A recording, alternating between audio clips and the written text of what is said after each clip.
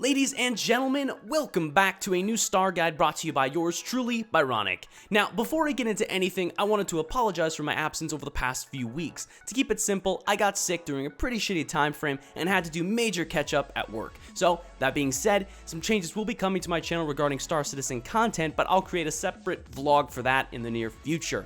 Now, to kick things off, I want to dig my teeth into something meaty, something that's been on the minds of many people since the inception of Star Citizen, and that's this single question: can I fly my big ass ship by myself? Well, with recent news from CIG elaborating on this issue, I feel far more comfortable discussing this with you.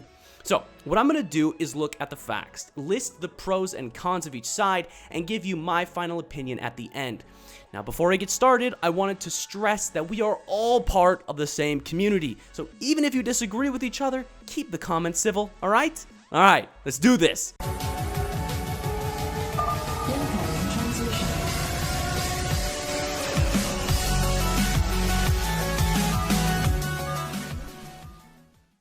To begin, I'm going to bring it back to the basics with two observations. First, in Star Citizen, there are dozens of different multi-crewable ships, many of which have unique roles. From small two-person bombers such as the Gladiator to capital-class vessels such as the Javelin, each ship comes equipped with multiple crew stations that represent functions within the ship that should be manned in order to be optimal. Using our previous examples, the Gladiator can fit two players, one as a pilot and one as a turret operator. Seems pretty simple, right? Well, on the other hand, the Javelin is slated to require a minimum crew of 23, who's responsible for bridge commands, turret operations, engineering, comms, electronic warfare, system management, and much more. Second, Chris Roberts and the rest of Cloud Imperium Games have stated multiple times that NPCs, or non-playable characters, can be hired to crew these stations alongside players. In effect, NPCs can fulfill the role of a human regardless of their skill level when compared against a human. The idea here is pretty simple. While CIG is in favor of player-controlled ships, they also recognize that accessibility to larger ships for solo players is ideal to appeal to the most people. The problem exists, however, at what point you draw the line where players can solo crew massive capital ships and Star Citizen simply becomes a game of who has the bigger ship instead of the multi-crew experience some players were hoping for. So, up until now, we were never given a solid idea where that line was drawn. We knew ships like the Constellation could be solo crewed, but anything above that was kind of in a gray area. So, as of December 6th, however, in the letter for the chairman, Chris Roberts outlined CIG's official stance on NPC crews and solo flight. Two quotes from this article stood out to me. The first one is as follows: "You, the fans, expressed an interest in being able to fly your multi-crew ship solo, as well as having the option to invite friends to man the various support stations and turrets. Therefore, we decided that you should be able to fly a multi-crew ship solo, having access to the same management system seen on the HUD of any single pilot ship. However, should you want to invite your friends along to help manage your ship, you could access additional crew stations, giving you a little more control over your ship's various systems."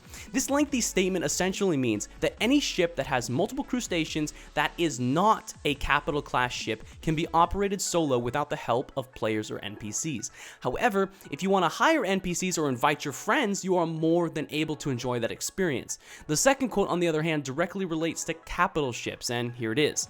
"Capital ships such as the Javelin will require multiple players or NPCs to run all the various ship systems, man turrets, and even perform tasks such as reloading torpedo bays or repairing power relays." This quote is pretty straightforward. Capital ships will either require players, NPCs, or a combination of the two to be fully functional. With these statements made by CIG, the past 2 weeks have sparked debate after debate on the new design direction and where our place in the verse will likely end up. With that, I like to dive into the pros and cons of the issue and see if you can decide for yourself which design philosophy suits your playstyle. Up first, let's talk about the potential negatives of allowing players to fly multi-crewed and capital ships solo or with the exclusive help of NPCs. The main issue that comes to people's minds is that Star Citizen will derail from being a multi-crew experience to Capital Citizen, where no one who is anyone will own anything other than a capital ship. I mean, think about it. If all players are capable of flying the biggest ships with the help of NPCs, what incentive is there for players to group up? Instead of coming along as your turret operator, someone could just fly their Retaliator instead and have an NPC take control of that turret. As an example of this, let's create a hypothetical situation. Okay, so we have two fleets, Fleet A and Fleet B. Fleet A is comprised of 3 Idrises, or Idri, whatever. A single Idris contains 10 crew stations, meaning to be 100% optimal, 10 players are required per Idris, or 30 total players for Fleet A. Now imagine Fleet B. Fleet B is also comprised of 30 players, but instead of crewing each other's ship, they opted for 1 player and 9 NPCs per ship. That means that Fleet B, even though having the same number of actual players, is capable of bringing 30 Idrises to bear. Even if CIG were to arbitrarily limit NPC capabilities, realistically the sheer firepower of 3 versus 30 would most certainly lean in favor of the 30. Another issue with allowing individuals to fly multi-crew and capital ships is more on principle than something that imbalances gameplay. Star Citizen has been touted as being unique to other space sims in part to its multi-crew system. Being able to grab some friends and explore, trade, or attack roving fleets of pirates as a crew is a defining point to many backers. Creating a universe where it's no longer optimal to fly with real players could potentially eliminate that group element and make the game very lonely. Now, for the other side of the argument, I would like to talk about why allowing individual ships and the ability to fly solo ships or with the help of NPCs is a good thing. First and foremost is accessibility. While many players may have the time to organize a crew or are part of an active organization, those that have a full-time job and families could easily be barred from accessing capital ship content. That, coupled with the fact that the space sim audience is heavily comprised of many veteran gamers who have reached that age of jobs and families, this is a real and clear issue. Another major point to make is breaking down the idea that real players will be at a disadvantage to other players with NPC crews. Let's take another look at that 3 vs 30 Idris example I used earlier. One thing that people forget is the sheer cost and time investment in a capital ship, the construction of the hull, acquiring equipment such as the power plant and shields, munitions ranging from traditional bullets to heavy torpedoes, and paying for each and every NPC's salary.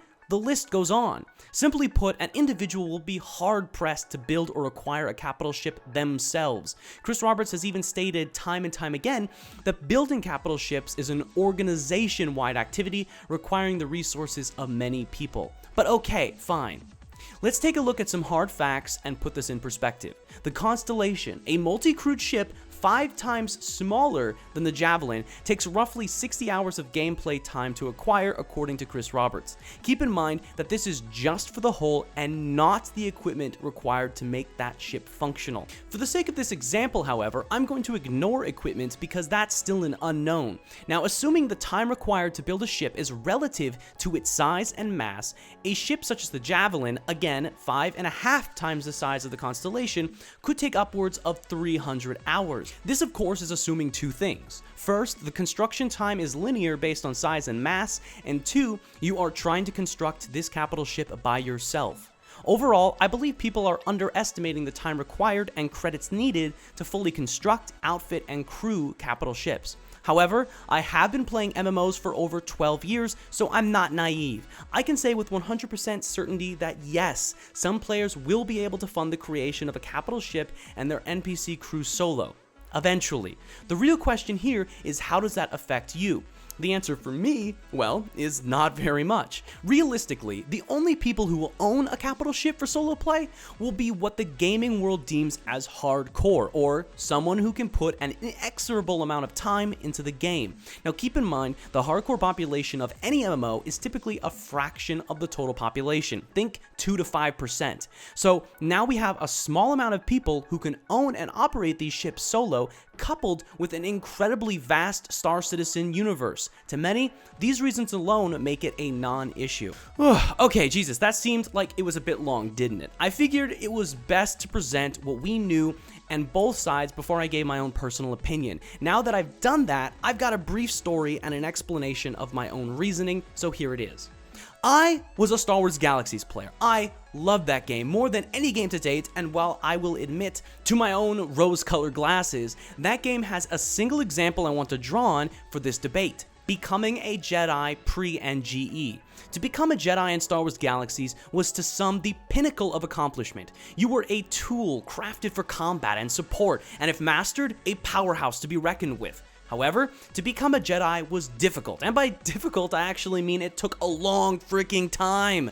To begin your journey, you have to become Force sensitive. To do this, you needed to visit locations and complete missions all around the galaxy with no particular guidance whatsoever.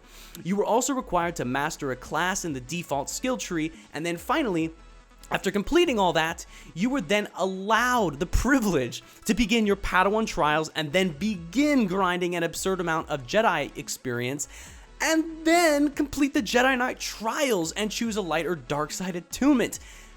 This is horribly condensed, but for me and many others, it could take an entire summer of unlocks and grinding to reach any kind of endgame with Jedi.